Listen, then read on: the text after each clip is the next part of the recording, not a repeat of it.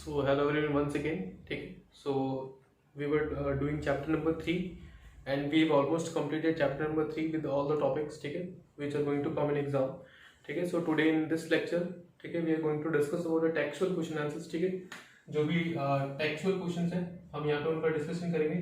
ठीक है, textual question and answers. ठीक है, जो भी क्वेश्चन है हम यहाँ पर डिस्कस करने वाले हैं. ठीक है, तो कौन से क्वेश्चंस हमको बुक में से करने हैं, कौन से क्वेश्चंस नहीं करने हैं वो मैं आपको बता देता हूँ. ठीक है, क्योंकि कुछ टॉपिक्स हमारे इस साल नहीं है तो उसके बेसिस पे मैं आपको एक्सप्लेन कर देता हूँ. ठीक है, so first of all we are going to start with on page number 32. ठीक है, ऑन पेज नंबर 32 33. ठीक है, पेज नंबर 32 एंड 33. ठीक है, तो in between the textual question, ठीक है, हम डिस्कस करें. सो ऑन पेज नंबर 32 पे जो आपका एग्जाम्पल नंबर 1 है, ठीक है, एग्जाम्पल नंबर 1 वो देख लेते हैं. In a reaction 5.3 gram of sodium carbonate. ठीक है, सोडियम कार्बोनेट कितना है, सोडियम कार्बोनेट है. ठीक है, एक केमिकल रिएक्शन है जिसमें सोडियम कार्बोनेट है, कितना है 5.3 ग्राम. ये हम फर्स्ट क्वेश्चन कर रहे हैं. ठीक है, that is how much, it is 5.3 gram. Reacted with 6 gram of ethanoic acid. ये किसके साथ रिएक्ट हुआ, इथेनॉइक एसिड के साथ रिएक्ट हुआ. इथेनॉइक एसिड के साथ रिएक्ट हुआ और इथेनॉइक एसिड कितना था, 6 ग्राम था. ठीक है, दैट इज 6 ग्राम. ठीक है, the products were 2.2 gram of carbon dioxide. जो मुझे प्रोडक्ट मिला, left hand side is called a reactant. मतलब इन दोनों के बीच में रिएक्शन हो रहा है. जहां पे हमने 5.3 ग्राम तो कह लिया सोडियम कार्बोनेट और 6 ग्राम कह लिया मैंने इथेनॉइक एसिड. ठीक है, तो मुझे जो प्रोडक्ट मिला है तो that is 2.2 gram of carbon dioxide. ठीक है, तो कार्बन डाइऑक्साइड कितना मुझे मिला, 2.2 ग्राम. ठीक है, next 0.9 gram of water, that is water मिला मुझे H2O. ठीक है, दैट इज 0.9 ग्राम. ठीक है, और फाइनली एंड सोडियम इथेनॉइड. ठीक है, and 8.2 gram of sodium ethanoid. ठीक है, प्लस सोडियम इथेनॉइड कितना है 8.2 ग्राम. ठीक है, सोडियम इथेनॉइड कितना है 8.2 gram. So that these observations are arrangement with the law of conservation of mass. ठीक है, तो मुझे ये शो करना है कि क्या ये लॉ ऑफ कंजर्वेशन ऑफ मास को फॉलो कर रहा है कि नहीं कर रहा. तो देखो, हमने लॉ ऑफ कंजर्वेशन ऑफ मास में क्या पढ़ा था कि जितना भी मास रिएक्टेंट साइड पे होगा, जितना भी मास कहां पे होगा, रिएक्टेंट में होगा, उतना ही मास मुझे कहां मिलेगा, प्रोडक्ट में मिलेगा. मतलब कुछ भी नया मास नहीं क्रिएट होगा, ना ही कोई भी नया मास, ना ही कुछ भी मास डिस्ट्रॉय होगा. तो जितना मास रिएक्टेंट साइड में होना चाहिए उतना ही मास मेरा प्रोडक्ट साइड में होना चाहिए. तो रिएक्टेंट में कैलकुलेट करके देख रहे हैं, टोटल मास कितना है 5.3 और प्लस 6, टोटल कितना हो गया, दैट इज 11.3 ग्राम. ठीक है, तो और प्रोडक्ट साइड में देखें तो प्रोडक्ट साइड में कितना है 2.2 प्लस 0.9 और प्लस 8.2 कितना हो रहा है, देख लो 2 और 10.2 और फिर 11.2 और 11.3, तो कितना हो रहा है 11.3 ग्राम. मतलब जितना मास मेरा रिएक्टेंट में था, मुझे फाइनली प्रोडक्ट में भी कितना मास मिल रहा है, इतना ही मास मिल रहा है. मतलब that is it obeys the law of conservation of mass. ठीक है, obeys law of conservation of mass. ठीक है, तो यहाँ पे मैं बोल सकता हूँ कि यहाँ पे लॉ ऑफ कंजर्वेशन ऑफ मास का फॉलो हो रहा है. ठीक है, तो ये मेरा फर्स्ट का आंसर था. ठीक है, तो इट्स क्वाइट सिंपल. ठीक है, बस मुझे यहाँ पे ये बताना है. ठीक है, क्वेश्चन नंबर 2 देखिएगा हम. क्वेश्चन नंबर 2 में क्या बोल रहा है, hydrogen and oxygen combine in the ratio 1:8 by mass. ठीक है, टू फॉर्म वाटर. ठीक है, तो what mass of oxygen would be required to react completely with 3 gram of hydrogen gas. ठीक है, तो देखो सेकंड क्वेश्चन करते हैं.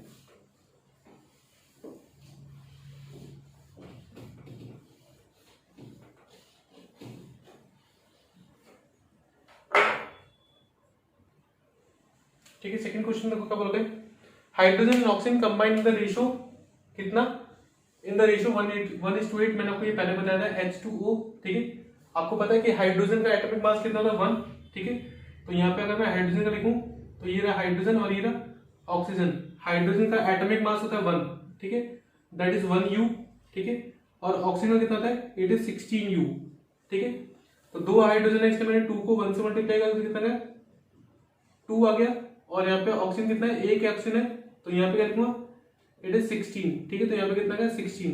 तो अगर मैं इन दोनों का रेशियो निकालता हूँ तो 2:16, और अगर मैं इसको सिंप्लीफाई करता हूँ तो 2 1 जा 2 एंड 2 8 जा 16, मतलब हाइड्रोजन एंड ऑक्सीजन वाटर में, पानी के अंदर जो हाइड्रोजन एंड ऑक्सीजन का जो रेशियो होता है वो 1:8 होता है। तो क्वेश्चन में क्या बोला है, what mass of oxygen gas would be required to react completely with 3 gram of hydrogen gas. मतलब इसका मतलब क्या हुआ कि अगर मुझे पानी बनाना, अगर मुझे H2O बनाना है, तो अगर मुझे 1 पार्ट ऑफ, अगर मैं हाइड्रोजन हुआ तो उसके साथ में मुझे 8 पार्ट ऑफ ऑक्सीजन लेना पड़ेगा, मतलब ठीक है, तभी हाइड्रोजन वाटर बनेगा, मतलब वाटर मॉलिक्यूल बनेगा। मतलब एक तरह से मैं सिंपल सा बोल सकता हूं कि अगर मैं 1 ग्राम ऑफ हाइड्रोजन लूंगा तो मुझे साथ में कितना लेना पड़ेगा, 8 ग्राम ऑफ ऑक्सीजन लेना पड़ेगा। मतलब मैं क्या बोलता हूं कि 1 पार्ट ऑफ, जैसे मुझे क्वेश्चन में क्या बोला है, 1 पार्ट ऑफ हाइड्रोजन इक्वल्स मुझे कितना देखा है, 3 ग्राम। अगर मैं सपोज बोलता हूं कि 1 पार्ट ऑफ हाइड्रोजन इक्वल्स कितना होगा, 3 ग्राम, तो मेरे पास देयरफॉर 8 पार्ट्स ऑफ ऑक्सीजन कितना होगा, मुझे 8 को मल्टीप्लाई करना पड़ेगा, तो 8 इंटू 3 तो कितना देगा 24 ग्राम। तो मेरे को ऑक्सीजन कितना लेना पड़ेगा, 24 ग्राम। तो क्या लिखूंगा, therefore 24 gram of oxygen will be required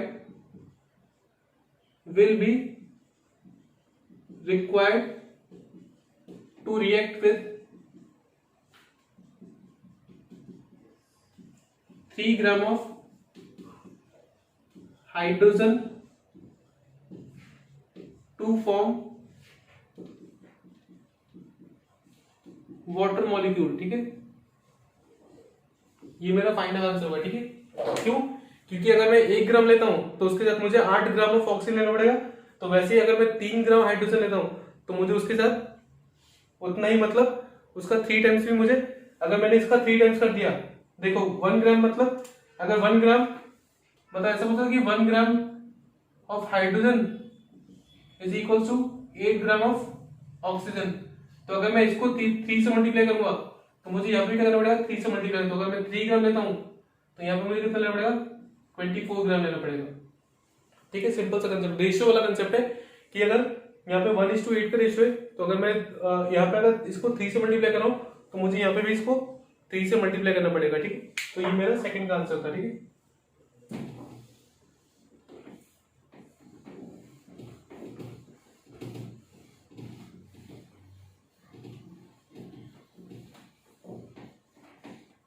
next question क्या बोल रहा है, which postulate of Dalton's atomic theory is the result of law of conservation of mass, ठीक है। तो मुझे पूछा कि कौन सा पॉस्टुलेट है, तो हमने देखा है कि कौन सा पॉस्टुलेट होगा इसमें,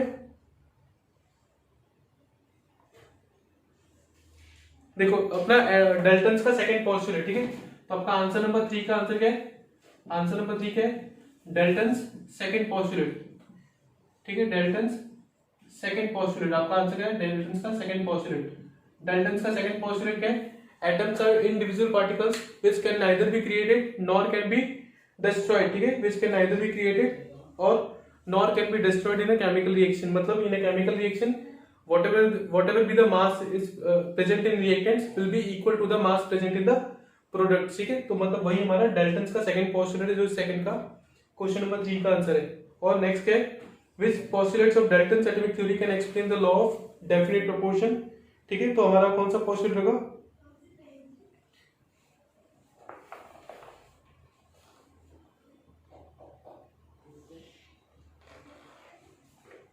ठीक है, हमारा डाल्टन्स का फिफ्थ पॉस्टुलेट होगा, ठीक है। आंसर नंबर 4 का होगा डाल्टन्स का फिफ्थ पॉस्टुलेट, ठीक है। ये मेरा आंसर होगा। हमने डाल्टन्स के पॉस्टुलेट लिखे थे, तो वहां से आप इसके आंसर लिख सकते, ठीक है। डाल्टन्स का जो सेकंड पॉस्टुलेट है वो आपका क्वेश्चन नंबर 3 का आंसर है, और डाल्टन्स का जो फोर्थ पॉस्टुलेट, फिफ्थ पॉस्टुलेट है वो आपका क्वेश्चन नंबर 4 का आंसर है, ठीक है। तो ये हमारा क्या था, पेज नंबर 32 एंड 33 पे जो भी क्वेश्चन आंसर्स है वो मैंने यहाँ पे डिस्कस किए हैं, ठीक है। अब हम आगे डिस्कस करते हैं, that is now come to page number 35। Page number 35 में मैंने आपको एक्सप्लेन किया है एटॉमिक मास यूनिट, ठीक है। वो मैंने आपको ऑलरेडी नोट्स में गिवन है, ठीक है। Definition already given in the notes, ठीक है।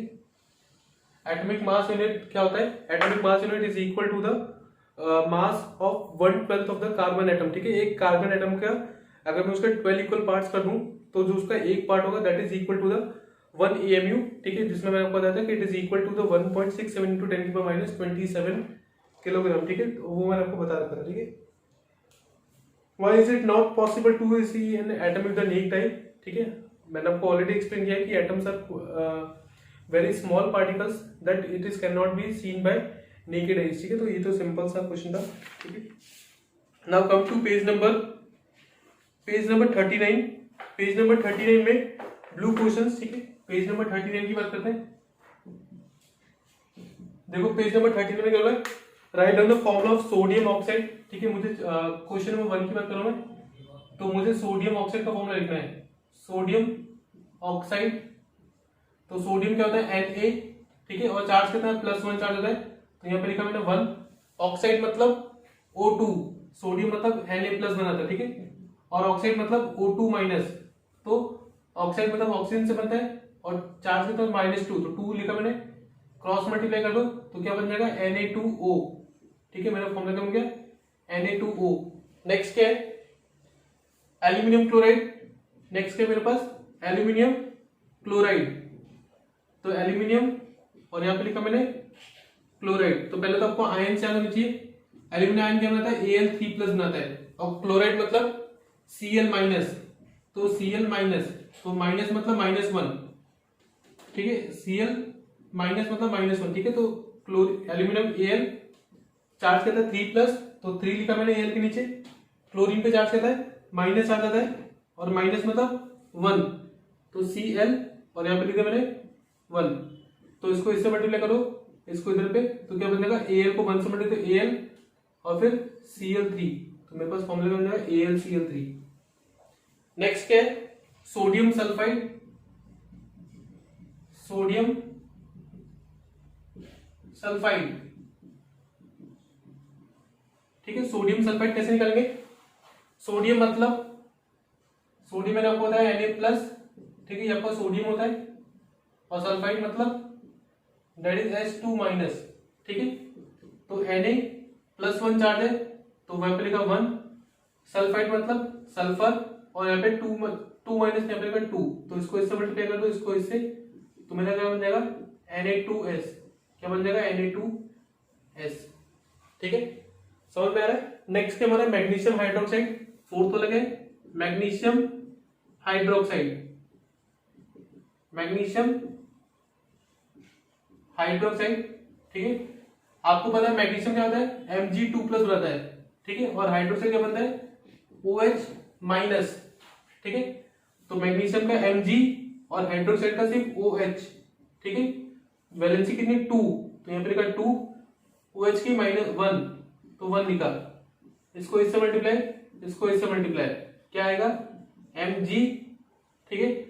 OH क्या है, पॉलीएटॉमिक आयन है, और किससे मल्टीप्लाई करें, 2 से मल्टीप्लाई करें, तो सिंपल हम इसको क्या रखेंगे, ब्रैकेट में रखेंगे, और यहाँ पे 2 लगा दिया, तो मेरे पास फॉर्मूला क्या बन गया MgOH होल ट्वाइस, ठीक है। तो ये कहीं ना कहीं कंसेप्ट है, ठीक है। नेक्स्ट क्वेश्चन क्या बोला, what is write down the names of the compounds represented by the following. Question number 2, ठीक है, मुझे नेम्स बताने, तो क्वेश्चन नंबर 2 में देखो मैं आपको नेम्स बता देता हूँ, ठीक है, आप सिंपली देख के बता सकते हो।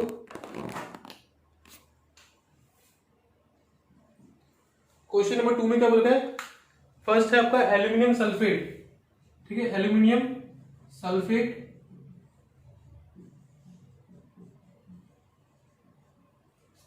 ठीक है, ये आपका फर्स्ट पार्ट था। सेकंड पार्ट देखें तो फर्स्ट सेकंड क्या है, that is calcium chloride, Cal, calcium chloride. Third part क्या हमारा, दैट इज K2SO4, K2SO4 मतलब पोटेशियम सल्फेट, पोटेशियम सल्फेट, ये हमारा थर्ड का आंसर है, ठीक है। फोर्थ की बात करें तो फोर्थ में देखा मुझे पोटेशियम नाइट्रेट, फोर्थ में आंसर आपका आएगा पोटेशियम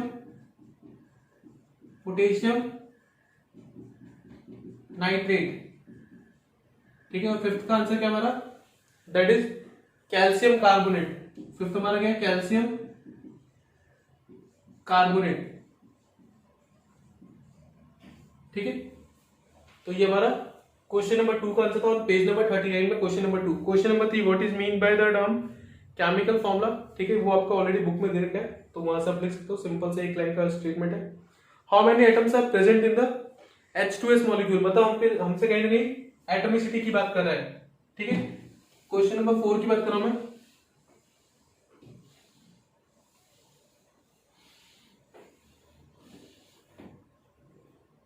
क्वेश्चन नंबर 4, पहले बात करें H2S की, ठीक है, पहले H2S के लिए पूछा और दूसरे बात में क्या पूछा है, PO4 3- के लिए, तो PO4 3-। तो देखो मुझसे इसकी एटॉमिसिटी पूछ रहा है, एटॉमिसिटी मतलब कितने नंबर ऑफ एटम्स है, तो देखो यहाँ पे हाइड्रोजन कितने एटम्स है, H2 लिखा है तो 2 हाइड्रोजन एटम और एक सल्फर एटम, तो कितना हो गया इसका 3 आंसर हो गया। PO4 3- में देखो मुझे चार्ज से कोई लेना देना नहीं है, यहाँ पे चार्ज से मुझे कोई मतलब नहीं, बस मुझे एटम्स देखो, एक फॉस्फोरस एटम है और 4 ऑक्सीजन एटम है, तो टोटल कितने हो गए 5, तो मेरा आंसर कितना होगा 5। यहाँ पे लिख सकते हो कि एक तो क्या होगा फॉस्फोरस एटम, ठीक है, 1 फॉस्फोरस एटम, ठीक है, और 4 तो क्या हो गए ऑक्सीजन एटम, 4 ऑक्सीजन एटम, ठीक है। यहाँ पे लिख सकते हो आप हाइड्रोजन कितने थे, 2 थे, 2 हाइड्रोजन एटम, और सल्फर कितना है, सल्फर का सिर्फ एक ही एटम है, तो एक तो क्या होगा सल्फर एटम,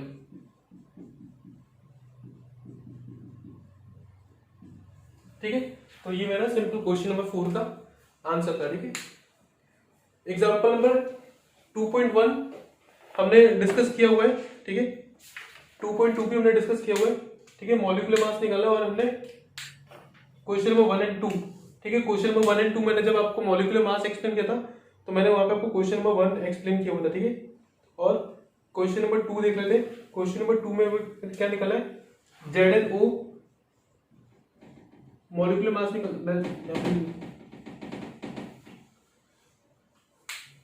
पेज नंबर है 40, ठीक है, पेज नंबर 40, क्वेश्चन नंबर 2, ठीक है।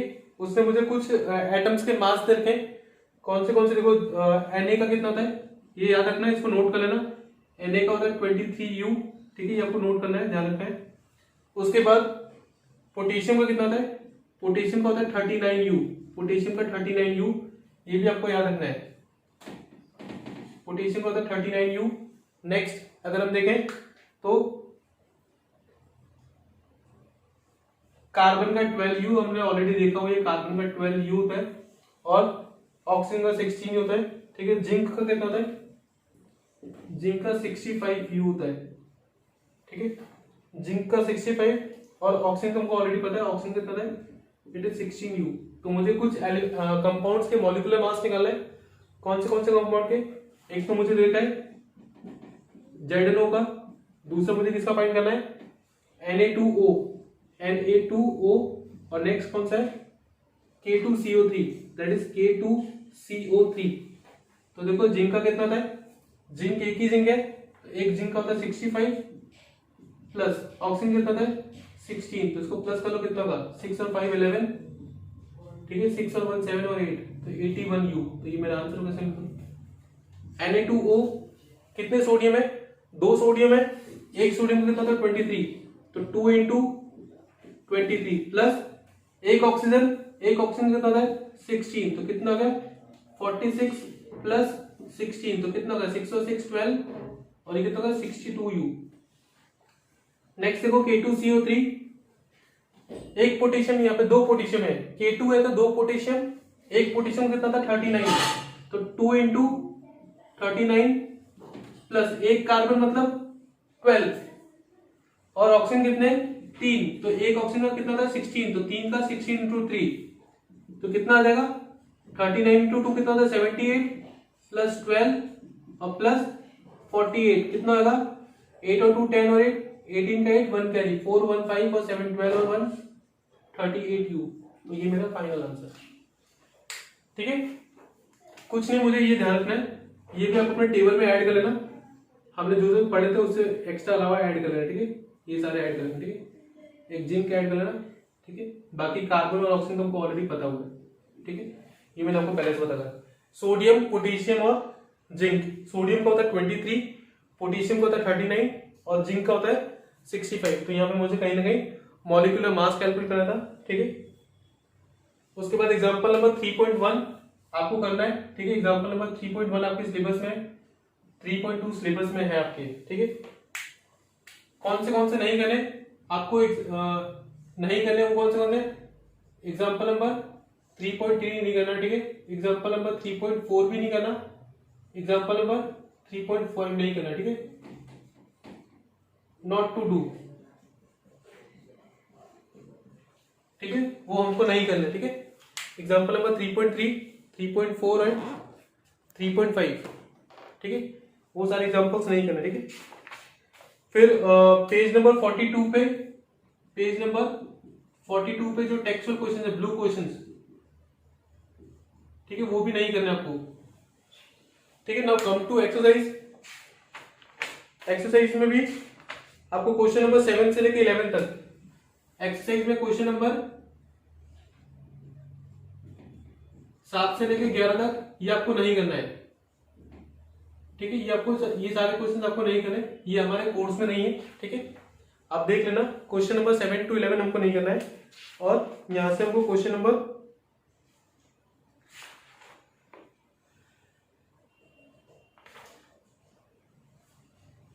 क्वेश्चन नंबर 1 एंड 2 भी नहीं करना, ठीक है, question number 1 and 2, question number 1, 2 और बाकी 7 to 11 नहीं करना आपको, बस क्वेश्चन नंबर 3, 4, 5 करना है, ठीक है, 3, 4, 5, 6, ठीक है। तो वो देख लेते एक बार।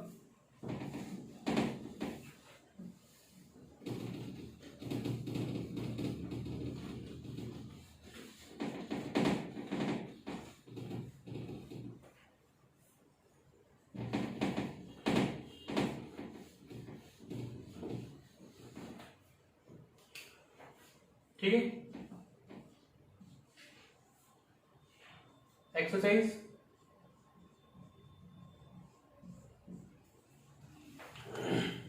में क्वेश्चन नंबर 3 देखो, question number 3, water polyatomic ions, give examples, ठीक है, अभी हमने लास्ट लेक्चर में देखा था हमने, ठीक है, पॉलीएटॉमिक आयंस क्या होते हैं और उसके हमने एग्जांपल्स देखे थे, ठीक है, वो आप नोट्स में से लिख लेना।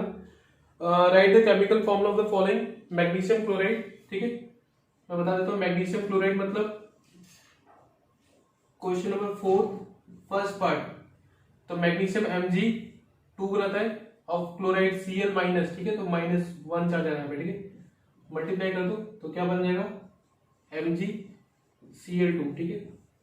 नेक्स्ट इसका पूछा मुझसे कैल्शियम ऑक्साइड, तो कैल्शियम मतलब Ca, तो कैल्शियम 2+ बनाता है, तो 2, ऑक्सीजन -2 बनाता है, तो 2, तो इसको मैंने मल्टीप्लाई कर दिया, ये हमने ऑलरेडी किया हुआ, तो CaO बनता है, ठीक है, Ca2O2, या तो मैं इसको लिखूं Ca2O2, CaO या फिर Ca2O2 दोनों सही है, ठीक है। नेक्स्ट है कॉपर नाइट्रेट, कॉपर मतलब Cu2+, तो यहाँ पे 2 आएगा, नाइट्रेट मतलब NO3 माइनस, ठीक है, तो -1 यहाँ पे 1 चार्ज आएगा, तो इसको इससे मल्टीप्लाई कर दो, इसको इससे, तो क्या बनेगा Cu, नाइट्रेट एक पॉलीएटॉमिक आयन है, तो ब्रैकेट में रखना पड़ेगा क्योंकि हम 2 से मल्टीप्लाई करें, तो मेरा फॉर्मूला क्या बनेगा CuNO3 होल ट्वाइस, ठीक है। नेक्स्ट है एल्यूमिनियम क्लोराइड, एल्यूमिनियम 3 चार्ज और क्लोराइड -1, तो यहाँ पे जगह ऐसे कुछ, अभी हमने थोड़ी देर पहले देखा था इसका एग्जांपल, ठीक है, AlCl3। नेक्स्ट हम देखें कैल्शियम कार्बोनेट, कैल्शियम 2+ और कार्बोनेट CO3 2-, तो क्या बनता है, मल्टीप्लाई कर दो, Ca2 और ये भी क्या है कार्बोनेट आएगा, CaCO3, इसको हम ऐसे लिखते हैं सिंपल, क्योंकि यहाँ पे भी 2 है और यहाँ पे भी 2 है, तो क्या लिखते हैं CaCO3, ठीक है, CaCO3, ये हमारा फाइनल आंसर देगा, ठीक है।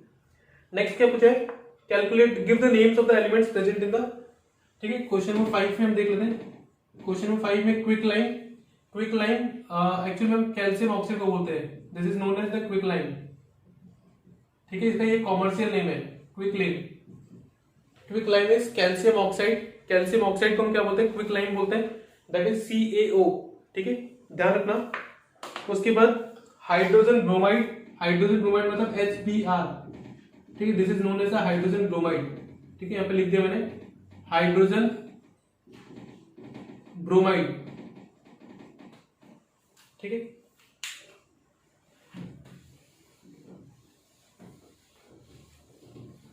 नेक्स्ट देखो बेकिंग पाउडर, ठीक है, हम लोग बेकिंग पाउडर का काफी ज्यादा यूज करते हैं, ठीक है, हम लोग केक वगैरह बनाने में या फिर घर में पकौड़े वगैरह बनाने के लिए बेकिंग पाउडर का यूज करते हैं, ठीक है।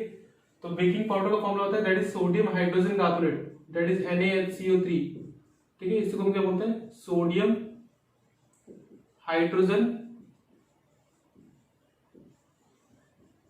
कार्बोनेट, ठीक है। ये हमारा कॉमर्शियल नेम है, हम मार्केट में जाएंगे तो उसको हम सोडियम हाइड्रोजन कार्बोनेट नहीं बोलते हैं, क्या बोलते हैं कि हमें बेकिंग पाउडर दे दो, ठीक है, तो वो होता है पोटेशियम सल्फेट। पोटेशियम सल्फेट मतलब, पोटेशियम मतलब K प्लस और सल्फेट मतलब SO4 2 माइनस, ठीक है, तो यहाँ पे क्या आएगा +1 चार्ज आएगा, ठीक है, और यहाँ पे 2 आएगा, तो इसको मल्टीप्लाई कर दो तो क्या बनता है K2SO4, ठीक है, ये मेरा होता है पोटेशियम सल्फेट, ठीक है, ये हमारा सिंपल पोटेशियम सल्फेट, ठीक है, दिस इज पोटेशियम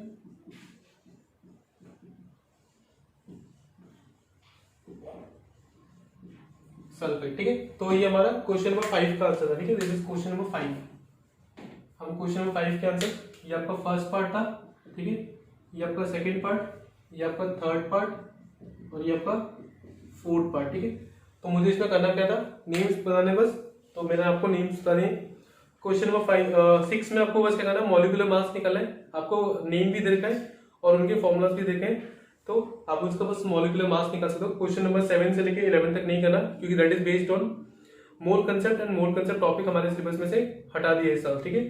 तो this is the end of the chapter, यहाँ पे हमारा चैप्टर नंबर 3 कंप्लीट होता है और next we are going to start with the chapter number 4, ठीक है।